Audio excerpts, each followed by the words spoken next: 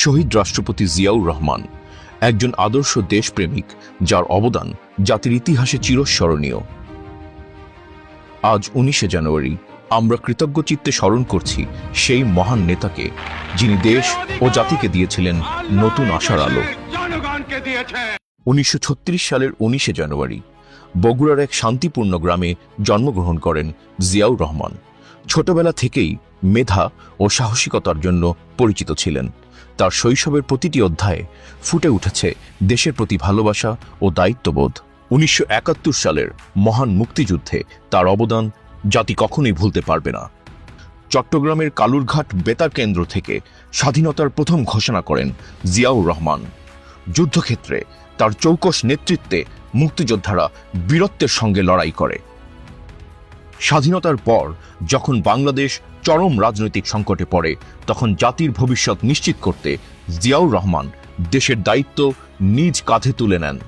1975 সালের পর দেশের সংকটময় সময়ে তিনি ছিলেন জাতির কর্ণধার।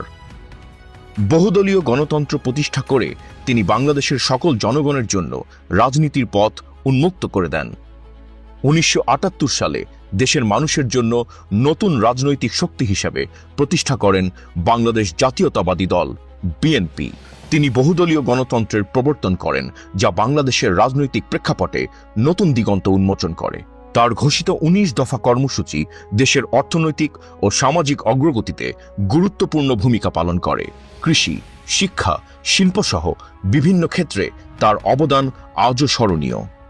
জিয়াউর রহমানের উদ্যোগে গঠিত হয় দক্ষিণ এশীয় আঞ্চলিক সহযোগিতা সংস্থা সার্ক, যা বাংলাদেশকে আন্তর্জাতিক অঙ্গনে সুনাম এনে দেয়।